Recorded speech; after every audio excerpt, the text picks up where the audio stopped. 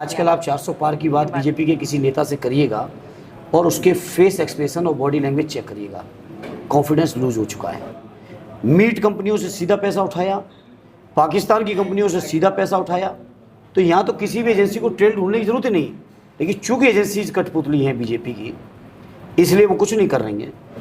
400 पार की छोड़िए, आज की डेट में तो मैं कह सकता हूँ 200 के नीचे आ चुके हैं और हो सकता है छठा सातवां फेस आते आते 150 के नीचे पहुँच जाए।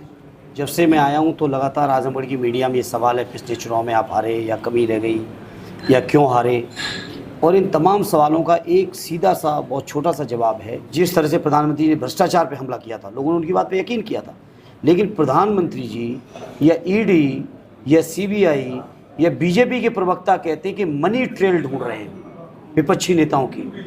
तो यहाँ तो ढूंढने की ज़रूरत नहीं है। जिस वैक्सीन कंपनी को आपने ज़बरदस्ती पूरे देश को वैक्सीन लगवाया, उससे सीधा आपने इलेक्ट्रोल बॉन्ड के थ्रू पैसा उठाया बीजेपी के।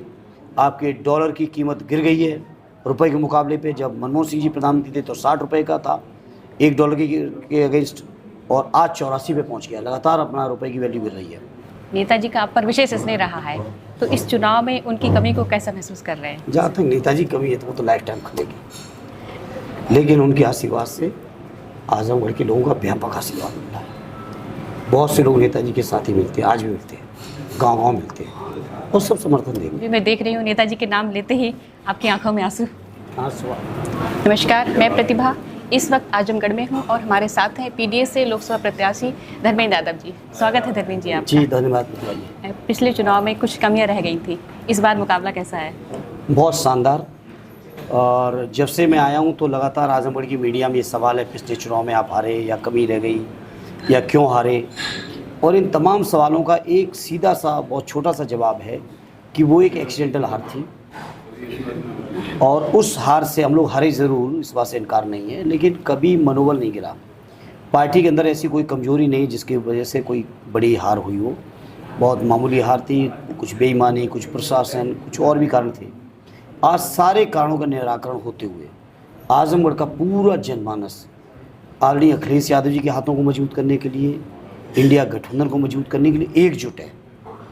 और मैं समझता हूँ लोग बड़ी जीत देंगे, ऐतिहासिक विजय होगी। माननीय अखिलेश जी का, सदैव नेताजी का जो झंडा इस जिले में बुलंद रहा है वो फिर से बुलंद होगा। प्रधानमंत्री जी की गारंटी पर क्या लगता है, जनता को कितना विश्वास है? अब खत्म हो गई है। प्रधानमंत्री जी ने जो 14 में वादे किए थे या 19 में किए थे, 17 और 22 में किए थे, अगर उन वादों पर खरे उतरे होते तो शायद लोग गारंटी को मानते। शुरू में लोगों ने विश्वास किया, इस बात से इनकार नहीं है। उनकी बातों पर, उनके भाषणों पर, उनके वादों पर लोगों ने विश्वास किया। लेकिन 10 साल के कार्यकाल के बावजूद, वो भी बहुत शानदार मेजॉरिटी के साथ कार्यकाल रहा, मजबूत सरकार रही, कमज़ोर सरकार नहीं थी उनकी। बावजूद इसके नौजवान निराश हो गया। जो 20 करोड़ नौजवानों को रोज़गार मिलना चाहिए था, रोज़गार छिने।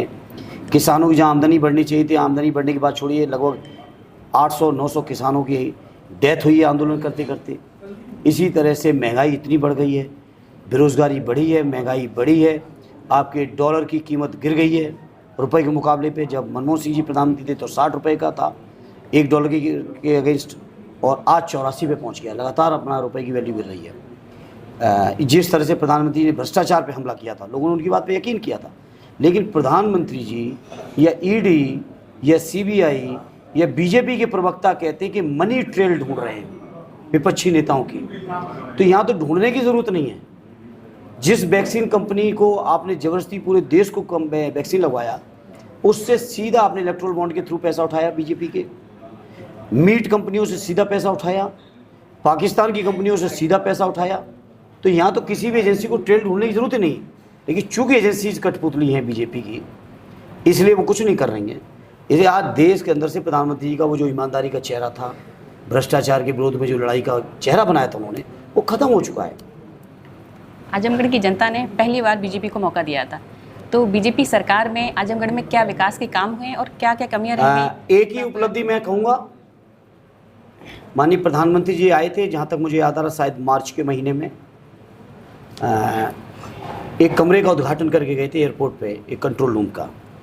ठीक 33वें दिन आप आजमगढ़ आइए, ज़रूर पता करिएगा, 33वें दिन उस कंट्रोल रूम में भी आग लग गई। तो आजमगढ़ के लोग चाहते ही नहीं कि उनका कुछ भी योगदान यहाँ दिखे, क्योंकि समाजवादियों की सरजमी है। वो एक कमरे का उद्घाटन करके गए, वो भी जल गया।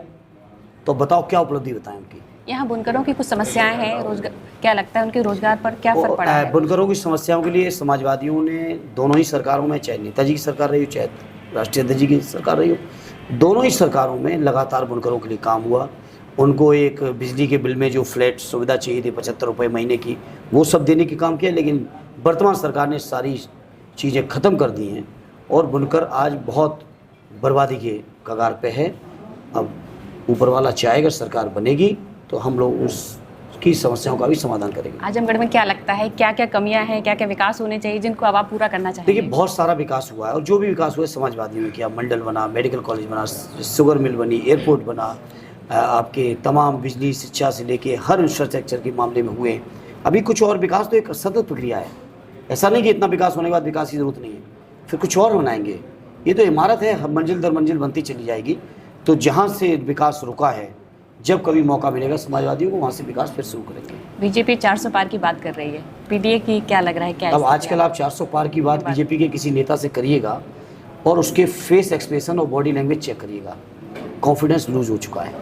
400 पार की छोड़िए, आज की डेट में तो मैं कह सकता हूँ 200 के नीचे आ चुके हैं और हो सकता है छठा सातवां फेस आते आते 150 के नीचे पहुँच जाए 400 पार की जगह। इस पर क्या लग रहा है, मेन चुनावी मुद्दे क्या हैं जनता के बीच, क्या बहुत है? गंभीर मुद्दे हैं। सबसे बड़ा मुद्दा है देश का संविधान बचाने का है, देश के लोकतंत्र को बचाने का है, आरक्षण को बचाने का है, जाति जनगणना का है, अग्निवीर जैसी योजना को ख़त्म करने का है, पेपर लीक जैसी समस्या उसको ख़त्म करने का है, बेरोजगारी ख़त्म करने का है, किसानों की आमदनी दूनी कर ड्योढ़ी करने का सवाल है, किसानों के कर्ज माफ़ी का सवाल है, सरकारी कर्मचारियों को पुरानी पेंशन देना है, जो संविदा कर्मचारी उनके नियमितीकरण का सवाल है। बहुत सारे सवाल हैं, गरीब महिलाओं को पेंशन देने के सवाल हैं, बहुत से सवाल हैं। जो मुद्दों पर इंडिया गठबंधन ने, समाजवादी पार्टी ने अपने मैनिफेस्टो को भी जारी किया है और इन मुद्दों को जनता का व्यापक समर्थन मिल रहा है।